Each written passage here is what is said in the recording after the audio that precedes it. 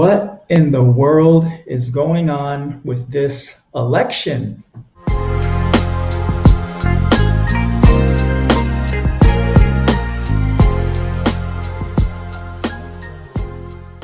What's going on, everybody? My name is Julian Cameron, the host of Straight Talk. Like this video, share this video, and let me know what you think in the comments.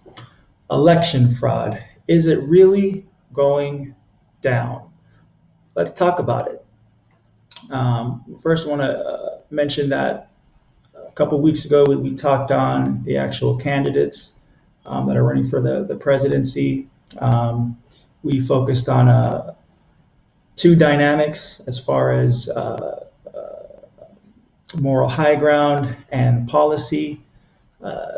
Came to the conclusion that as far as moral high ground, neither candidate is really superior. So what it comes down to is whose policies are you more for? Now, we won't be getting into that in this episode. We want to focus on just the integrity of the election process. So a little more background is that there has never in the history of this country been a national election conducted in this way. Never, ever, ever, with universal mail-in voting. Absentee ballots were only sent to those in specific circumstances who requested them, like the military or just certain individuals that had a legitimate reason to not be able to vote in their hometown. But here in 2020, this is the first time that the whole country has participated in universal mail-in voting. And so with such a dramatic change, you can count on that there will be some issues and complications. And we actually have a couple examples of that which have taken place already. Wisconsin, earlier this year, had a primary election that was done using universal mail-in balloting. And as a result of it, 1,600 ballots were actually lost in the process, and 23,000 were rejected due to missing information, like a missing signature or wrong information. There's even another example in New Jersey where there was legitimate fraud taking place. Back in May of this year, it resulted in 2 elected officials being arrested. They actually admitted to multiple forms of fraud, stealing ballots out of mailboxes and getting people's information and filling out ballots. The decision of the election actually had to be overturned because of the fraud that took place in New Jersey back in May. So is election fraud possible? Is it happening? Well, there's definitely the potential for it, as we talked about right now with New Jersey. So if you think about that, those are just 2 states. And think about it from the larger context of the entire country. The entire country, we're talking about millions of ballots here. And so I just want to show a couple instances of what's been going on as far as the allegations with election fraud, and then just talk about it a little bit. So I don't want to get into too much because there's so much information, there's so much stuff out there, and the internet's undefeated. It's pretty crazy out there. But I was able to gather up some of the most I don't want to say credible, but what would seem legitimate, that would provide a case for the argument of election fraud. But I'm not, at this point, they're merely just claims and allegations. Nothing's proven until it's done in the court of law, right? But let's check it out, and I mean, you can decide for yourself. Let's check this out. What is going on in Michigan? We're looking up some voter names of people who we know are deceased based on their date of birth, or in this case, based on obituary records. And we have one here, William Bradley. Let's type this in. William Bradley, date of birth 1902. Search. And look at this. Apparently, William Bradley, who would be 118 years old, applied for a absentee ballot. The ballot was sent to him on September 19th, 2020, and then the ballot was received by the state of Michigan October 2nd, 2020.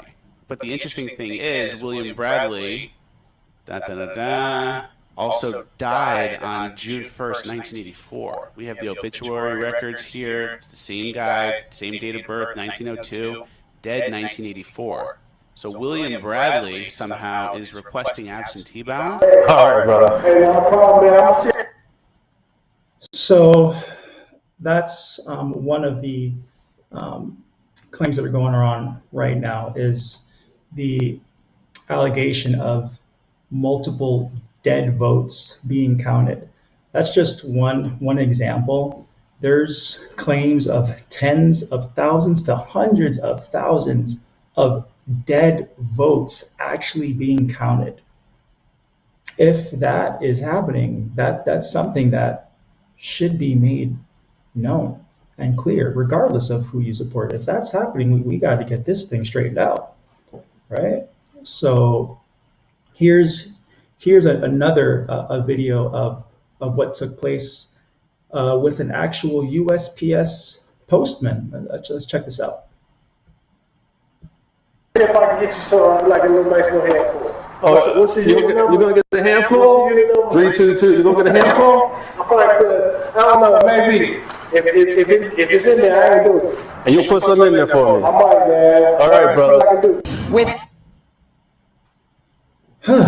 Okay, so in this instance here, we see undercover journalist talking to a postman in his apartment complex, and openly admitting that he would find ballots to give to him. Did that happen? I'm not sure, but there's the potential for it. There's another situation that took place regarding Philadelphia, and there's some the integrity of the election that's going on over there has been brought to question because of what happened regarding the challengers from being able to view the votes being counted. Let's check out that little clip.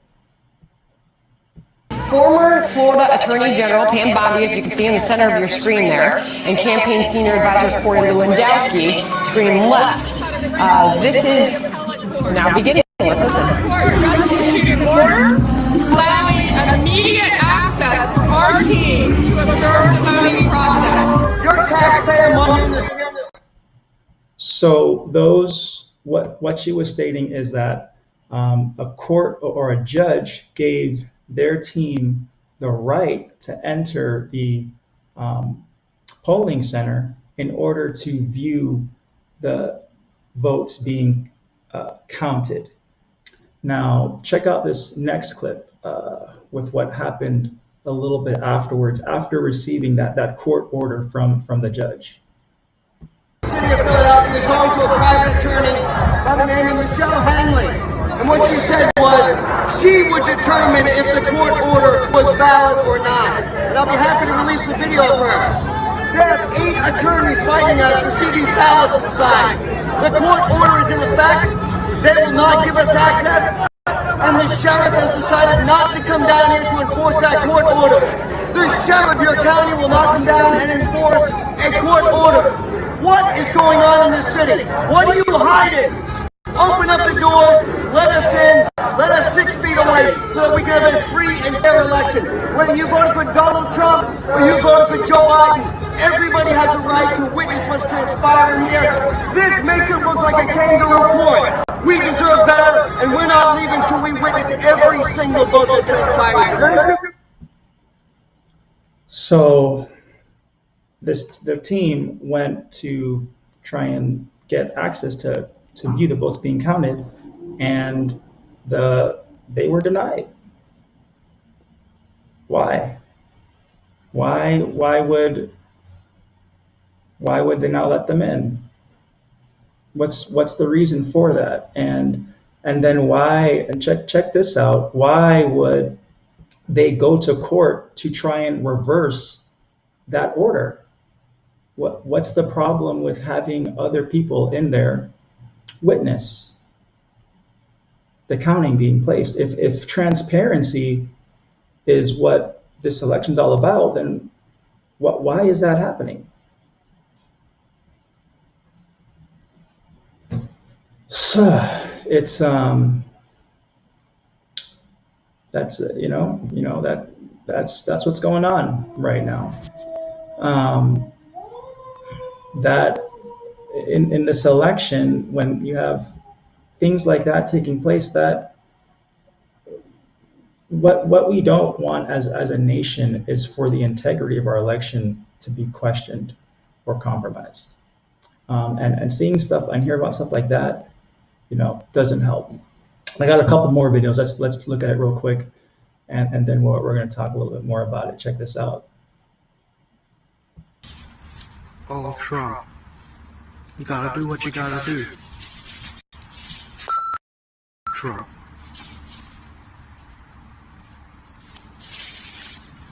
Got around 8.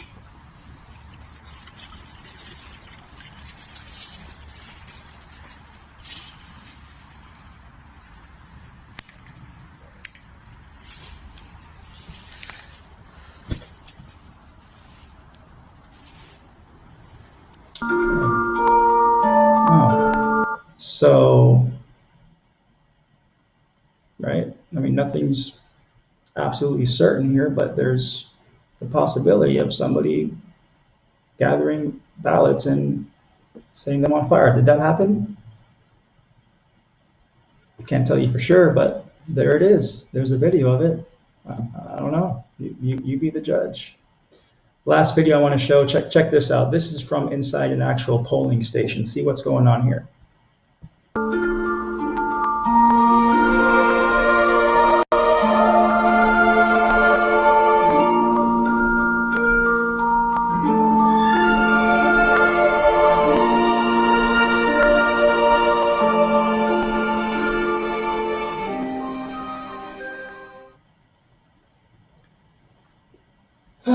So we have the possibility of votes being burned in the woods, and we have a ballot counter looking around, opening ballots and filling them out.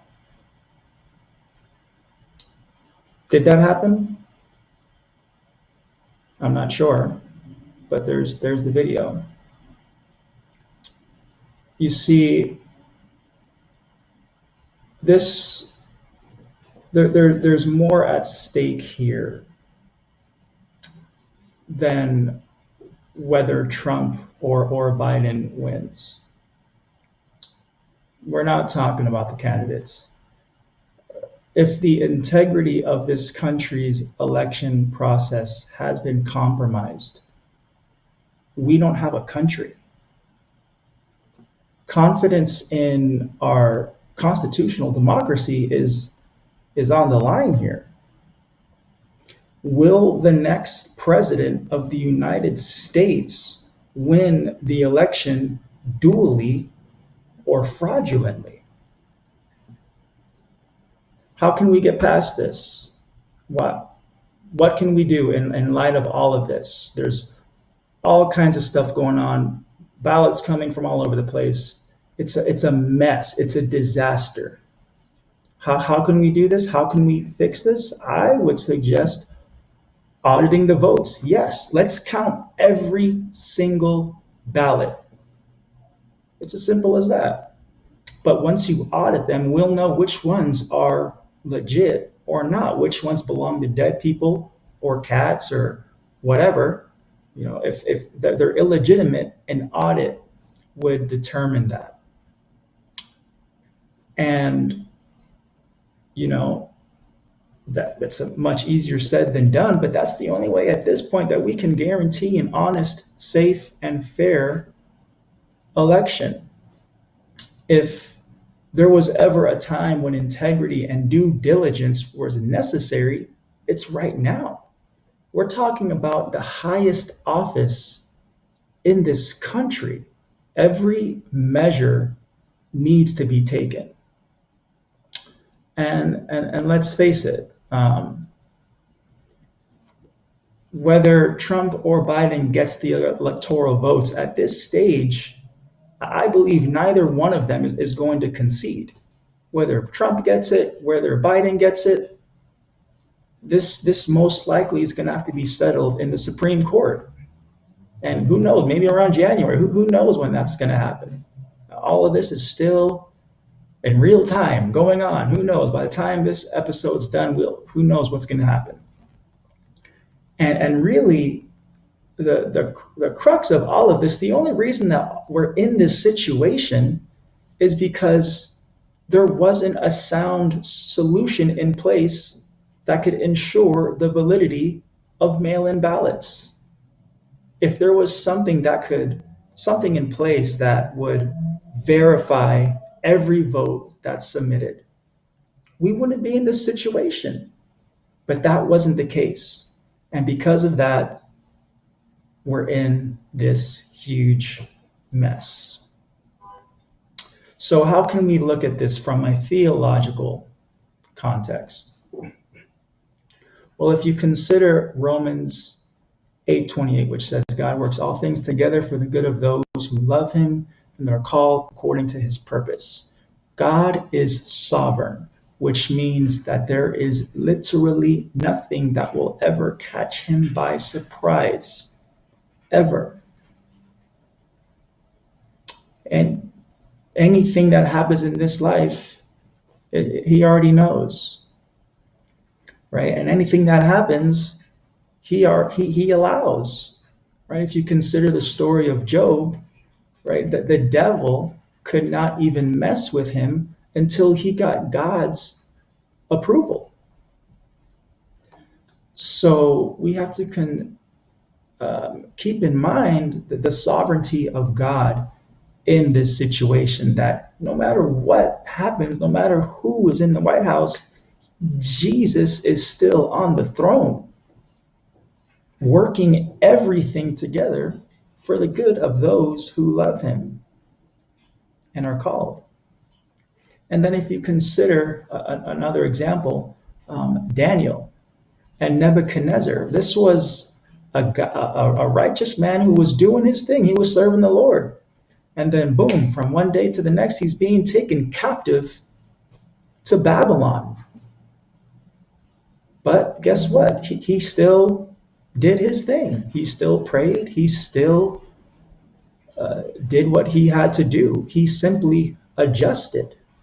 He adjusted to the circumstance. He adjusted to what was going on. It's kind of like in the summer.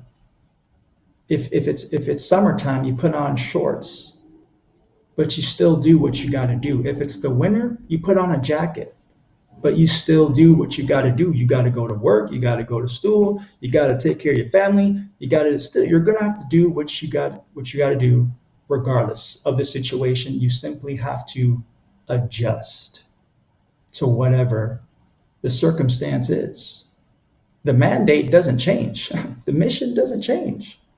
But we got to adjust. We got to be like Daniel. And guess what? Daniel prospered in that circumstance. He was Nebuchadnezzar's second in command. I mean, and then look what happened afterwards. I mean, anyway, that's a whole nother topic. But last thing I want to mention is, Jesus, when he was on the boat sleeping, there was a crazy storm going on, and his disciples were tripping, and Jesus woke up like, what is wrong with y'all? Like, I control the storm. I am the storm. Why are you tripping? Don't trip on the storm. Trip on the one who controls the storm. Trip on the one who controls the storm. Because, if your perspective is in the right place, then you can be at peace regardless of what is going on around you. So you can have hope in that. Lastly, I want to say that 2020 has been an unprecedented year in every regard. If there was ever a time for an election like this to take place, this year would be that time. Because of the insufficiencies of our nation's mail-in voting system, we're in this mess. There are instances of potential fraud popping up, and the integrity of our election is at stake. What will be the outcome? The Lord already knows. So continue going forward in whatever you've got going on. But by God, if there is corruption taking place, then we are to do everything we can to expose it. The only thing necessary for evil to prevail is for good men to do nothing. All right. So that's all I got for you this week. Make sure you like this video, share this video, and let me know what you think in the comments. My name is Julian Cameron, and we'll be back next week for another episode of Straight Talk.